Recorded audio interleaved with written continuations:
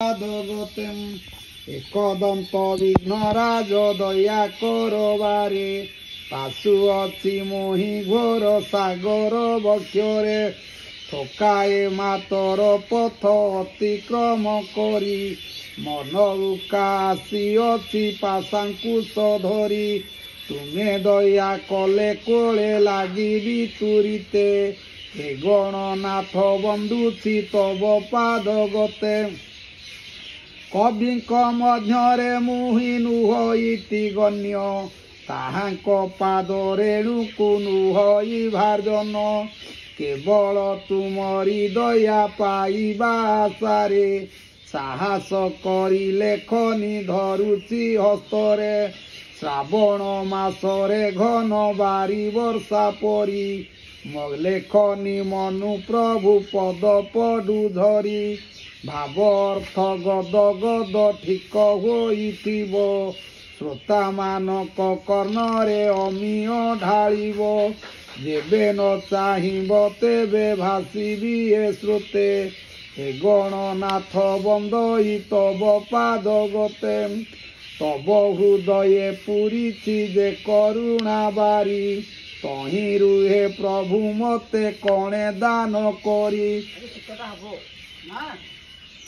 ଅଭୟ ଦେଲେ ଚାଲିବି ମୁଁ ଗନ୍ତବ୍ୟ ପଥେ ହେ ଗଣନାଥ ବନ୍ଦଇ ତବ ପାଦ ଗତେ ଏତିକି ମାତର ଅଟେ ବିନତି ଦାସର କ୍ଷେତ୍ର ମୋହନକୁ ସାହା ପୁଅ ଗଣେଶ୍ୱର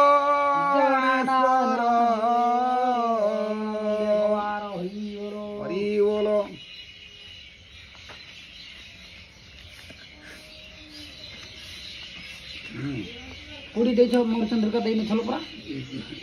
ଦେଇଛୁ ନା କୋଉଠି ମୋ ଏଇଟାରେ ତ ମୁଁ ଏଇଠୁ ଦେଖିଲି ହେକର ତ ଆଉ ନାଲିକାର ହେକର ନାହିଁ ମୋର ଚନ୍ଦ୍ରିକାଟା ହଁ ଏଇଠି ଥିଲା ଆଉ ନାଇଁ ମୋ ହେଇଠି ଥିଲା ଯୋଉ ଆହୁରି ତଳଆଡେ ଥିଲା ନାହିଁ ମୋ ଆଉ ଏଠିକି ଆଣିଲା କାଲି ଏଇ ଜାଗା ଯାଇଥିଲା ମୁଁ ବୋଧେ ଥୋଇ ଦେଇଛି କାରଣ ମୁଁ ଦେଖିଲି ନାହିଁ କାଲି ଚିହ୍ନଟୁ ଦେଖିଲି ଯେ କହିଲି ନାହିଁ ସାକର ନାହିଁ ଆଗକୁ ଯାଇନି ଗାଡି ବୋଧେ ହଉ ଯାଇ ଭଲ କରିଛୁ ଦିଆ ହେଇନଥିଲା ଦଣ୍ଡୁଆ ହେଇ ଅଳିଆ କରିଛି ମୁଁ କିଏ ଅଳିଆ କରିବି ଆଉ କିଏ ଅଳିଆ କଲା ତୁ ଯଦି ଗଳିଆ କରୁଥିଲେ ଅଳିଆ ମୁଁ ଖୋଜିଲି ହେଇଟା ମୁଁ କହିଲି ଏତେ ଗୁଡେ ପୃଷ୍ଠା ଯାଇନି ହଉ ତହୁ 4 ମାସ ଅନ୍ତେ ବାୟୁ ବଳ ଘେନି ଗର୍ଭରୁ ଖସିଣ ଆସେ କରଇ ହବନି ଯାଇଛି ଧାଡ଼ିଟା ଯାଇଛି ଧାଡ ବୋଧେ ଥିଲା ଟିକେ ଆଉଥରେ ଗଲେ ଆପୃବେ ଯେ ମୁଁ ଜ୍ଞାନ ତାର ଥାଏ ହୃଦୟରେ ଦୂର ହୋଇଯାଏ ବେଗେ ବିଷ୍ଣୁଙ୍କ ମାୟାରେ ବାଳକ ଅବସ୍ଥା ପୂର୍ଣ୍ଣ ହେବା ପର୍ଯ୍ୟନ୍ତେ ମଳମୂତ୍ରେ ପଡ଼ି ଘାଣ୍ଟି ହୁଏ ସେ ନିରନ୍ତେ ପାଉଁଶ ମିଶାଏ ଆସି ବୋବାଇଲା ବେଳେ ଅଢ଼ାଇ ନ ପାରି ରଡ଼ି ଛାଡ଼ଇ ବିକଳେ ମାତୃସ୍ତନ୍ୟ ପାନ କରି ଜୀବନ ପୋଷଇ କିଛି ହେଲେ କହିବାକୁ ସମର୍ଥ ନୁହଇ ଏ ବାହାରେ ପୁଣି 5-6 ବର୍ଷ ଯାଏ ଭଲ ମନ୍ଦ କଥା ଜାଣି ନ ପାରଇ ମୋହେ ବହୁତ ଯାତନା ଭୋଗ କରି ସେ କାଳରେ ଭ୍ରମଣ କରଇ କ୍ଷୁଦ୍ର ବାଳକ ମେଳରେ କେତେ ଦିନ ଅନ୍ତେ ପୁଣି ହେଲେ ଯୌବନ ବିସ୍କୃତ ହୁଅଇ ପୃବ କଷ୍ଟ କଥା ମାନ ଆହାର ମୈଥୁନ ନିଦ୍ରା ବଶବର୍ତ୍ତୀ ହୋଇ ଧନପୁତ୍ର ଭାରି ଯାକୁ ଯତନେ ପାଳଇ ତାହା କରିବାକୁ ଯେବେ ହୁଏ ସମରଥ ଲୋକ ମୁଖେ ପ୍ରଶଂସା ଶୁଣଇ ବହୁତ ଅସମର୍ଥ ହେଲେ ନିଜ ବନ୍ଧୁ ଆଦି କରି ଭର୍ସନା କରନ୍ତି ଶତ୍ରୁ ଭାବକୁ ଆଚରି ଏହିପରି କେତେ କାଳ ରତ ହେଲା ଗତ ହେଲା ପରେ ଜରା ଆସି ପରବେଶ ହୁଅନ୍ତେ ଦେହରେ କେଉଁ କାର୍ଯ୍ୟ କରିବାକୁ ନ ଲାଗଇ ବଳ ଅକର୍ମଣ୍ୟ ହୋଇଥାନ୍ତି ଇନ୍ଦ୍ରିୟ ସକଳ ଅନ୍ଧବଧିର ପରାୟ ଘରେ ରହି ବସି କହି ନ ପାରଇ ଆଉ କଥା ପଦେ ହସି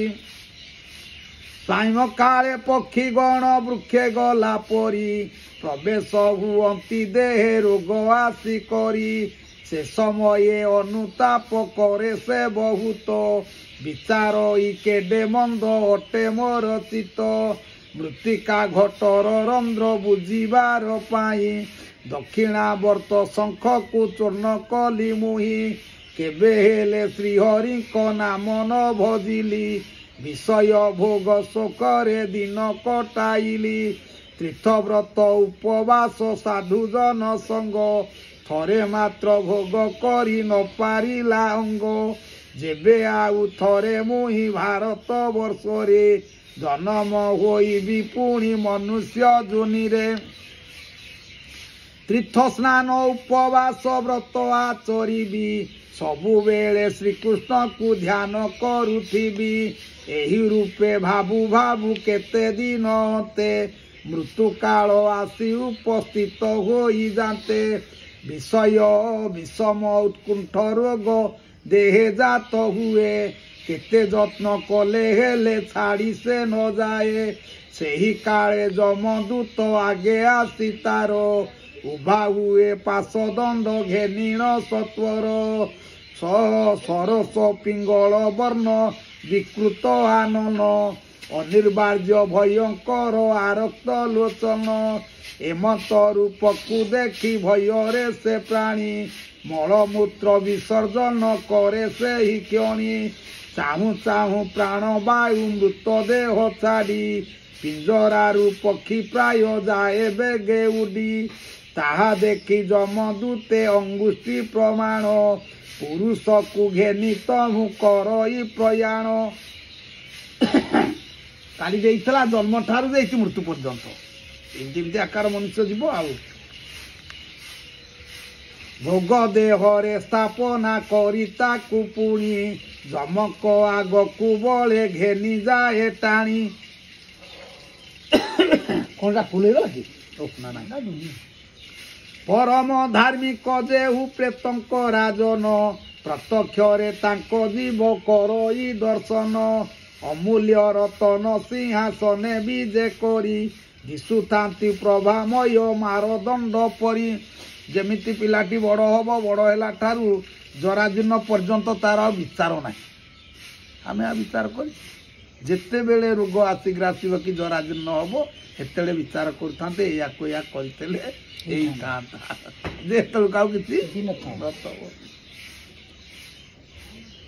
परम धार्मिक जेहु प्रत्येक राजन प्रत्यक्षरे तांको जीव करई दर्शन अमूल्य रतन सिंहासने विजे करी दिशुथांती प्रभामय मारतंड परी सस्मित सुस्थिर धर्म विचार कौशल सर्व्यंग स्वरूप मृति त्रिजगत पाल विराजित अंगे नाना रत्न अलंकार अग्निशुद्ध धीन रक्त वसन आवर तीन गोटी पारिषद दूत चारि पासे घेरी रही थांती तांकू सर्वदा हरसे सुधस्फटिक मालिका हस्त देश घेनी जप करती से कृष्ण नामाक्षर बेनी सर्वदा तांकर मन श्रीकृष्ण को पादे निर्भीष होईन रही थाए अप्रमादे सर्वांगरे जात हुए पुलक अंकुर भक्ति भरे पुणी बहे नयन रुनीर सुंदर श्री अंग नव यौवन बयस प्रकाशित करती जे तेजे दश दिश शरद पार्वण चंद्र तुल्य देह कांति पुण्यवंत लोक मने जनमाए शांति पातकी लोकंकु दिशे महाभयंकर जे रूपे सर्प को देखा जाति खगेश्वर धर्म धर्म विचार करने सकाशे निजुक्ति अटई से ही धातांक आदेशे पांजी घेनी चित्रगुप्त तांको आगे बसी कहू थांती प्राणीकर पाप पुण्य राशि पुण्यवंत जेहु नर नथाए ता डर जमकु देखिले मणे स्वरूप सुंदर पापी लोक देखी तांकु हुए थर घर जम तेजे बुझी होई जाए चकु तार जीव सिंहासन पासे उभा हेले जाई पचारती धर्मराज चित्रगुप्ते चाही कह कह या पाप पुण्य अछि केते ଚିତ୍ରଗୁପ୍ତ ବକ୍ଷାଣତି ସବୁ ବିଧି ମତେ ତାଙ୍କ ବିଚାର ପ୍ରକାରେ ଶୁଭାଶୁଭ ଫଳ ଦିଅନ୍ତି ଉଚିତ ଯାହା ବୁଝି ତତ୍କାଳ आहे सुरपति एही परि जीवगण गतागत होई शांति न पाती जान श्रीकृष्ण को न सेविले तहिरु निर्वृत्ति लभिबा पाई काहाकु नाही जे सकति जहा इच्छा करिथिल सुनिल तो सबु किबर मागुछ एबे माग आंभे देबु आंभर साध्य होई जगत मध्यरे केउ कथा अछि बोली न भाव मनरे दुर्वासांक मुखु शुणी एमंत वचन विनय कहिले तांकु त्रिदश राजन बोइले हे मुनिवर मोर इंद्रपद गला जेबे आउ किस करिब संप्रद केवल बोलुछि मुक्तिमय जेउ स्थान संतोषरे ताहा मते करंतु प्रदान दुर्वासा बोइले आहे सुरधीश्वर उत्तम कथारे मन बलिछि तुमर किंतु तुम पक्षे यह नुहई सुलभ विषय की रूपे मुक्ति स्थान को पाइब प्रकृत जगत लय हेले मध्य तुमे मुक्ति पाई न पारिब जानुअछु आम्भे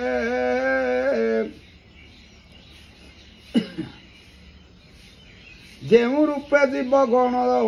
जागी दिवसरे शयन कर।